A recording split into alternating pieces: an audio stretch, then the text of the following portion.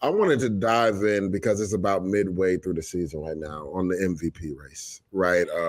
Love to have this be interactive like we just had the conversation with Mike. I'll give you my top 4 guys, right? And this is in no particular order, right? I've been beating this drum for a long time. Jayden Daniels, top 4 guy to me. Jared Goff, completion percentages through the roof. Lamar Jackson and Josh Allen. And I'll start with Jayden. When you talk about the most valuable player, right, I don't know if there's anybody that's more valuable to their team right now than Jayden Daniels. Everybody thought this Commanders team would probably be like 2 years away, right? I'll give credit to Pete Prisco, said this is a sneaky team that could mess around and go 9-8 and sneak into the playoffs. But right now, it looks like they're fighting for first and second place in the NFC right now. They're tied with the Eagles in first place for the NFC East. And it's because of Jayden Daniels, right? I told people it would take a little while for that defense to come along because Dan Quinn was implementing a new system. That defense is playing really well, and nobody's talking about it right now because obviously Jayden Daniels is the story, right? The things that he can do from within the pocket, the things he can do outside of the pocket, the toughness that he had. We just spoke about him literally playing with messed up ribs this past week. A lot of people didn't think he was going to go, and he made some clutch throws and some clutch scrambles as well. Huge scrambles. And when you look at it, right, I believe he's top 23 in rushing yards, right, and top 12 in passing, which is insane, right? When you look at his numbers, his completion percentage, I believe, is 71%, which is crazy. That's a good night in Madden for me. Exactly. He has 4 rushing touchdowns, 7 passing touchdowns, and only 2 interceptions. To me, right now, Lamar was the front runner, but I think the last week loss, I would elevate Jayden as the top guy right now. Wow. You go to Jared Goff, and he doesn't have like the gaudy numbers, right? But his completion percentage is out of control. 74%. I believe Malik Willis is the only one that has higher. Would he qualify in regards to how many games he's actually played? I mean, I think that there's something to be said about Malik Willis still having the ridiculous completion percentage because that was his whole thing coming out of college. Matt LaFleur. Exactly. Could he be accurate with the football? He's been ultra accurate with the football.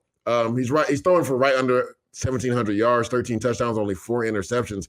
And the crazy thing is, guys, he only had 85 yards passing this past game, but he didn't have to do much, right? Because their offense, and this is the thing about the Detroit offense, right? Shout out to Ben Johnson, the offensive coordinator.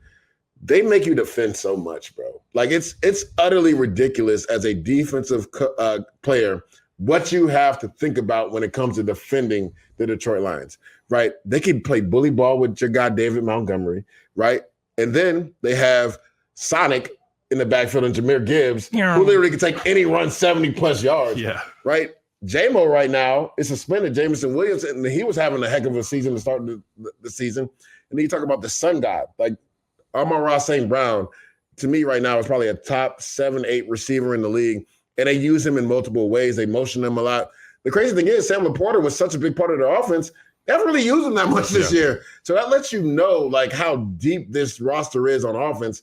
People wondered on defense, Aiden Hutchinson is gone. We got to get Max Crosby. And I said, I think they'll be fine. Now, I wouldn't go all in on Max Crosby because you don't want to, sacrifice your future. Out leverage. Yeah, well, you don't want to sacrifice your future in regards to picks. And Aiden Hutchinson is going to come back. The way that Aaron Glenn runs his defense, he likes to bring extra guys to the party. He likes to bring pressure, and he feels like he has the corners now that he can do that. I mean, Brian Branch has been a dog the last 2 years. I think he should be in the running for Defensive Player of the Year. But getting back to Jared Goff, like the accuracy he's been able to throw with, and I know a lot of people probably don't have him as high on the MVP list just because the numbers aren't gaudy, but the accuracy numbers are very gaudy. Like the first thing as a quarterback, you need to be accurate and get it to your playmakers, and nobody's done a better job than that. Lamar Jackson, I mean, I think it speaks for itself. 17 touchdowns, only 2 interceptions, right? He's not only top 5 in passing, guys, but he's top 15 in rushing. Yeah. Which is ridiculous. On pace for 1,000 yards still. Like, he's on pace to run for 1,000 yards and be a top 5 passer in this league. And that last game, I don't even put it on him because the drive before, that was a magical drive by Lamar Jackson to take the lead versus the Cleveland Browns, who have a really good defense. His secondary just has struggled this year, and they gave up an explosive play to Cedric Tillman to lose that game. So when you look at it, right, yes, they're not in first place in the NFC North anymore, but the ascension – AFC North, I'm sorry. But the ascension of Lamar Jackson when it comes to throwing the ball from within the pocket, cutting teams up that way, or beating them with his legs, it's second to none. And then Josh Allen, just like Goff, not crazy gaudy numbers. The biggest thing is he has to turn the football over, right? 1 interception this year, has 3 rushing touchdowns, 14 passing touchdowns. And he has these guys literally when everybody thought it was going to essentially be a rebuild year. I thought they would struggle this year too. Now, I didn't know the AFC East was going to suck as bad as it sucks right now. Frauds. But he's done a really good job bringing on guys like Keon Coleman who continue to get better every single week. They've leaned into the run game with James Cook really well. And I think the biggest thing for Josh is he is taking care of the football. He is fumbling. He does have a handful. He has a few fumbles. He got lucky that they got him back. When throwing it, he's taking care of it. I think he might lead the NFL. Or I guess he's right behind the NFL lead. He has 5 fumbles on the year. Because he had one that was bad this last game because of the rain, but he got lucky that they fell back on it. I will say this. The one guy who's like every single week showed up, or at least getting close to showing up, never had like a dud. Because I think every quarterback's had like a, oof, what was that sort of week, is Lamar Jackson. For sure. Lamar Jackson every single week has shown out for that Baltimore Ravens team. Some of that's situation around him. Some of that's just like Lamar's that too. So I think I have to put him at the top because of that. After that, like Jayden Daniels had week 1, you could probably forgive that for a rookie. That was the first game. But since then, no duds on his game. So I'm probably putting him number 2. After like Goff, I just can't get over the early season. Josh and then the 3. fact that he doesn't do anything in that offense. Just like on a week-to-week basis, like watching the tape of other guys and what they have to do to run the offense versus what Goff has to do. And it's just like, Goff's just on easy mode. It's just like some guys are playing on all men. They got to make the throws. He's playing on rookie, and he does. But the throws are shallow crossers that go for 40. It's deep overs where Jameson Williams is open by 10 yards that you just have to be in the vicinity. So his level of difficulty just is not at an MVP level. The numbers might be, but his level of difficulty is just, it's too low right now for me to really put him in that conversation because, again, he's done that, but then also had some real bad games, the Bucs game in particular, that basically cost them that one.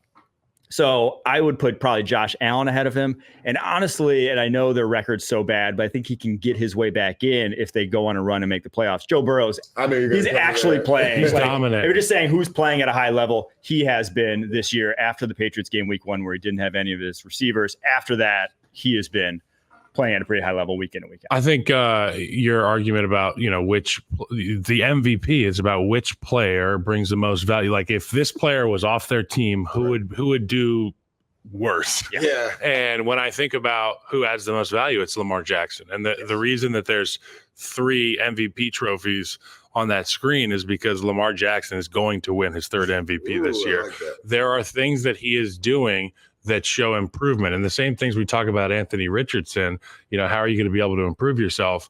Lamar Jackson, each and every time he has touched the football field since he came into the NFL, he's gotten better. For sure. And he came in, he was a superstar. And now I don't even know what year is he in?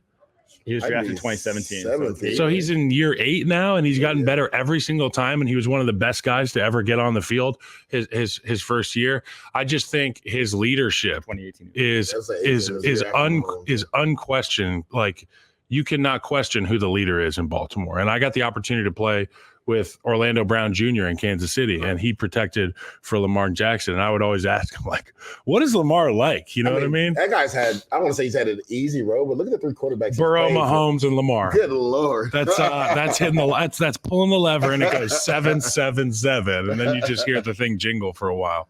But Lamar Jackson makes it so much fun to play football from what I can see. And every single week he goes out there and makes plays, and you have a chance to win every week because of Lamar Jackson. I think that's why he is going to be the MVP for the 3rd time. And when you talk about Jayden Daniels, I mean, that's another guy. If you take him off that Commanders team, I'm not quite sure how many wins they have.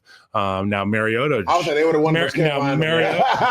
Mariota did a really good job when he was in there, and I think he would have been just fine against the Bears too. But it wasn't a very high-scoring affair either way. Right. But to your point, it's about how many letdown games are there. And I give Jayden the benefit of the doubt week 1. I mean, it's the NFL, but since then he's been hot every week. I mean, the guy gives him a chance to win every single week. Your points about Jared Goff are well taken, but also I'd be like, hey, take it easy on Jared Goff. Right? Take it easy on Jared Goff. Because to his point, it's all about the marriage between OC and that roster, the guys that they have at their disposal. You wouldn't hold it against any. I mean, we've held it against Brock Purdy before in San Francisco, but I never held it against Brock Purdy because, to your point, he's got to make the throws. He's got to make the reads. He's got to have the right drop.